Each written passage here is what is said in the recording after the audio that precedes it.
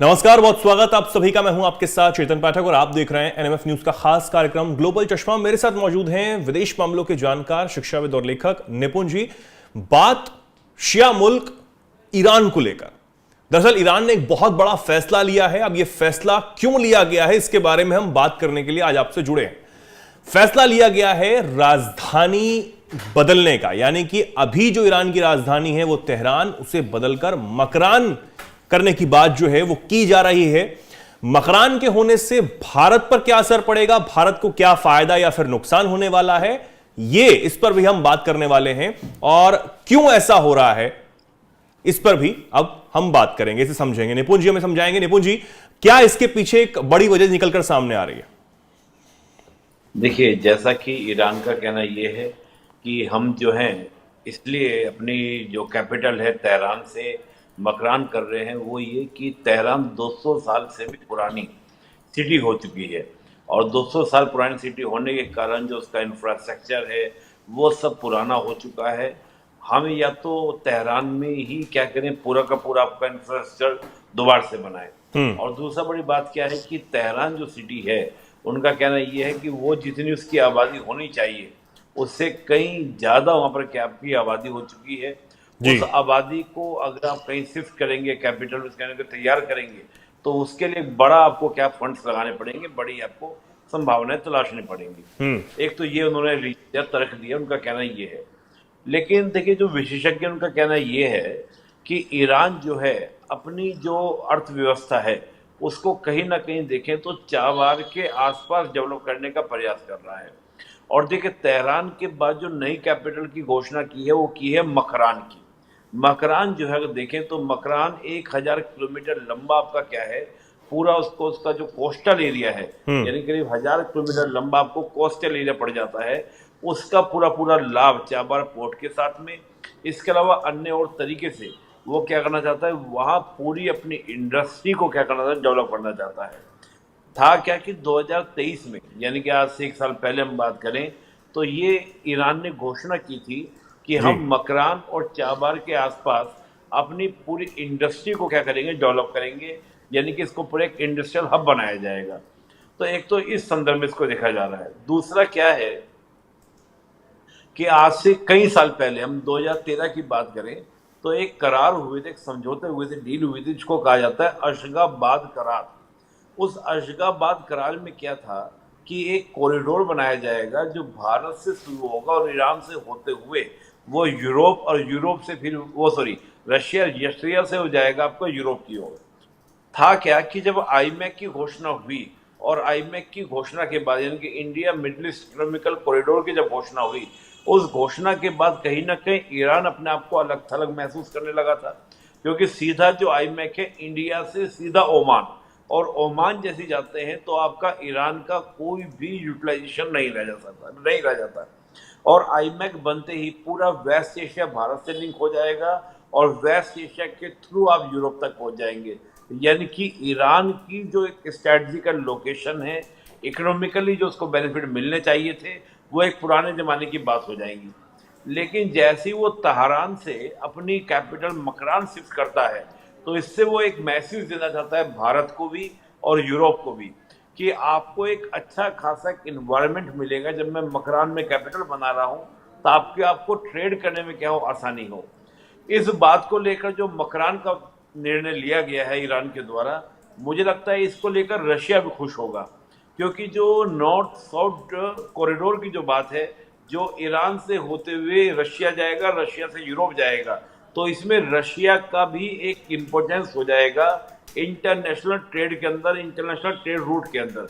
तो रशिया भी इस बात को क्या कर रहा है, बढ़ावा दे रहा है कि अगर मकरान कैपिटल होती है तो इससे क्या होगा, ईरान की एक उपयोगिता पुनः स्थापित होगी। भारत, ईरान और रशिया ये आपस में क्या होंगे, कनेक्ट हो जाएंगे, आपस में इंटरलिंक हो जाएंगे। तो ये एक वजह है जिसको लेकर बातें बोली जा रही हैं।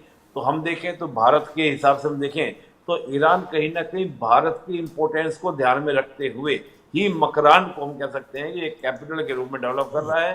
क्योंकि आईमैक के बाद कोई भी ईरान की प्रासंगिकता ना यूरोप के लिए रह जाती और ना ही आपका वेस्ट एशिया के लिए रह जाती।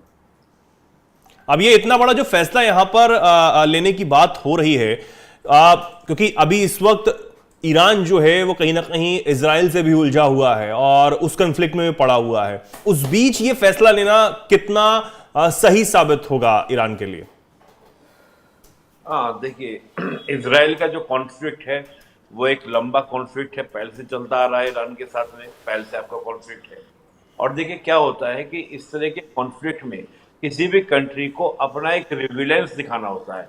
रिविलेंस यानी कि अपनी प्रासंगिकता दिखानी होती है, कि ऐसा नहीं है कि मैं वर्ल्ड पॉलिटिक्स से आउट हो चुका हूँ। जैसे आज पाकिस्तान को आप देखिए कि पाकिस्तान का इम्पोर्टेंस जहां पहले वेस्ट एशिया के लिए बहुत ज्यादा हुआ करता था, लेकिन अब वेस्ट एशिया के लिए उस प्रकार का इम्पोर्टेंस पाकिस्तान का नहीं रह गया है। तो इसलिए आप देखिए कि सऊदी हो, यूएई हो, ये जो देश हैं ये भारत से आपकी नजदीकें ज्यादा बढ़ा रहे हैं। पाकिस्तान अगर ये अपना रिविलेंस साबित करे कि नहीं मेरा रिविलेंस ही है, यानी कि मैं प्रासंगिक आज भी हूँ, तो हो सकता है कि इन देशों का फोकस जो है वो भारत के साथ साथ पाकिस्तान की ओर भी शिफ्ट हो। पाकिस्तान लगातार कोशिश कर भी रहा है, अफगानिस्तान पर हमला कर करके पाकिस्तान ये साबित करने का प्रयास कर रहा है कि इस साउथ एशिया में मैं एक ऐसा देश हूं जो आतंकवाद से लड़ने के लिए आपका साथ दे सकता हूं जी। मैं एक ऐसा देश हूं जो अपनी जमीन का इस्तेमाल करने के लिए दे सकता हूं किसी भी तरह के लिए। तो मेरे इंपोर्टेंस को खत्म मत करो। पाकिस्तान ये भी एक मैसेज इंटरनेशनल कम्युनिटी को देने का प्रयास कर रहा है। तो यहाँ पर जब हम बात करते हैं ईरान की बात भी हम लोग करें, तो ईरान की भी स्थिति वही है कि अपने आप को एक रिविलेंट दिखाने का, कि मुझे अगर आप बाईपास करोगे, मुझे आप साइडलाइन करोगे, तो इसका इम्पैक्ट ये होगा कि आपको कहीं ना कहीं एक कॉरिडोर जो है, जो लिंक आपको बनाने हैं, उसमें आपको दिक्कत हो जाएगी। लेकिन बड़ा खर्चीला भी हो सकता है, बड़ा खर्चीला होगा ही मकरान राजधानी बनाने के लिए ईरान को। हाँ, इसमें माना जा रहा है कि करीब आपका $24 मिलियन का खर्चा से माना जा रहा है। हाँ। कि इतना खर्चा उसमें आपकी लागत आने की पॉसिबिलिटी, संभावना है। हालांकि ईरान के लिए ये अभी लागू करना, इसको भी इम्प्लीमेंट करना थोड़ा मुश्किल होगा, लेकिन अभी तक ये बात तय नहीं हुई है कि कब ये कैपिटल शिफ्ट करेंगे। अभी तक ये शिफ्ट, लेकिन मुझे लगता है कि कहीं ना कहीं ईरान ने इंटरनेशनल पॉलिटिक्स में अपना रिविलेंस बनाने के लिए इस घोषणा को किया है, ताकि मेरी एक प्रासंगिकता जो है इंटरनेशनल पॉलिटिक्स में बनी रहे। ये नया विचार है क्या ईरान का, मकरान को अपनी राजधानी बनाने का? नहीं, पहले भी इस तरह के विचार आया था, लेकिन इतना सीरियस जो है ईरान का भी देखने को नहीं मिला।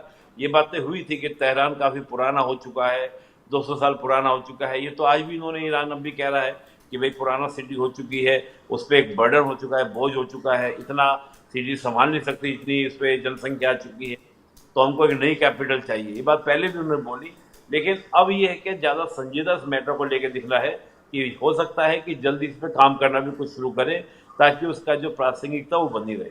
ट्रंप के आने के बाद भी कुछ क्या उसकी वजह से भी इसे माना जा रहा है कि इतना ज्यादा सीरियस जिस तरीके से आप बता रहे हैं कि इस बार हुआ है मकरान को अपनी राजधानी बनाने के लिए, क्या वो एंगल भी हम देख सकते हैं? क्योंकि इस बात को अब सब जान रहे हैं कि दूसरा जो कार्यकाल ट्रंप का रहने वाला है वो और ज्यादा प्रभाव डालने वाला हो सकता है पिछले कार्यकाल से।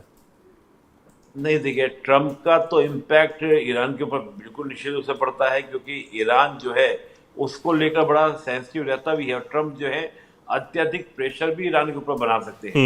देखिए, हम जानते हैं कि ट्रंप जो है इजराइल का बहुत ज्यादा सपोर्ट करेंगे, इतना सपोर्ट करेंगे जितना बाइडेन गवर्नमेंट भी नहीं कर पाई, खूब खुलकर सपोर्ट करेंगे। और बेंजामिन नेतन्याहू आप देख रहे हैं ओपनली बोलने बहुत सारी बातें लगे हैं, ग्रेटर इजराइल तक की बात करने लगे हैं। तो अगर इजराइल ग्रेटर इजराइल की बात करेगा कि हम ग्रेटर इजराइल बनाएंगे, तो निश्चित रूप से क्या है कि ईरान के साथ तो बेटर रिलेशन बनने वाले नहीं है। और अमेरिका हो या इजराइल हो, दोनों ही ईरान को रोग स्टेट बोलते हैं। रोग स्टेट यानी कि दुष्ट राज्य, कि ईरान जो है वो हमारा सबसे बड़ा क्या एनिमी है। और अभी कुछ समय पहले की बात है, करीब महीना भर पहले की बात है, जो बाइडेन एडमिनिस्ट्रेशन के दौरान ही हमारे जिनके अमेरिका के जो फॉरेन सेक्रेटरी हैं, उनसे किसी ने पूछा कि भाई आप जहां चाहें चेंज कर देते हैं गवर्नमेंट को, तो ईरान आपका इतना बड़ा एनिमी है, आप ईरान को क्यों नहीं कर देते?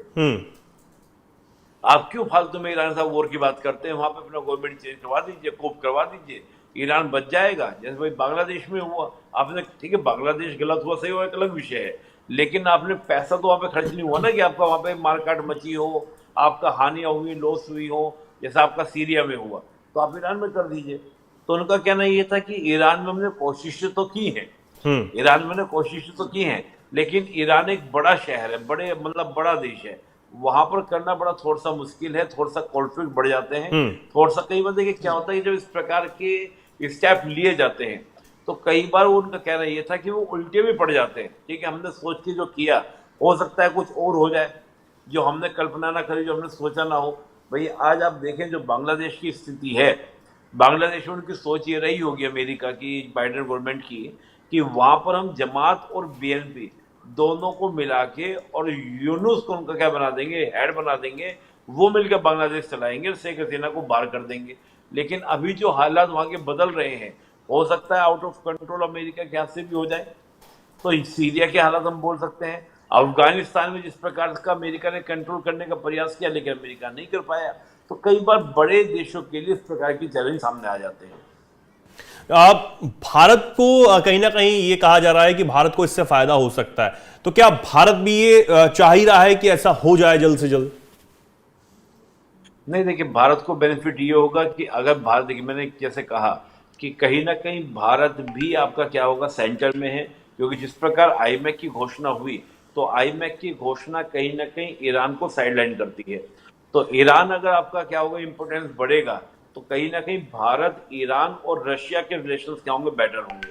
और देखिए जो एक आज का जो हम लोग वर्ल्ड का सिनेरियो देख रहे हैं चेतन जी, मैं बार बार बोल रहा हूँ कि ये इतना ज्यादा ट्रांजेक्शन फेज में चल रहा है, इसमें पता ही नहीं चल पा रहा कि ऊंट किस करोड़ में बैठेगा। ये भी मुझे पॉसिबिलिटीज लग रही है, जैसे डोनाल्ड ट्रंप ने भी कहा कि पुतिन साहब से मैं जल्दी मुलाकात करूंगा। मैं ये मान के चल रहा हूँ कि 20 जनवरी की शपथ के बाद हो सकता है पहली मीटिंग ट्रंप की पुतिन के साथ ही हो। और हम ये भी देख सकते हैं दुनिया के सामने कि हो सकता है कि रशिया और अमेरिका 45 के बाद दोबारा से फिर आपके फ्रेंड बनने दिखाई दे, मित्र बनते दिखाई दे, और चाइना के साथ आपका अमेरिका का सीधा कॉन्फ्लिक्ट दिखाई दे। तो बहुत कुछ चीजें चेंजेस हो रही हैं, बहुत कुछ परिवर्तन आ रहे हैं।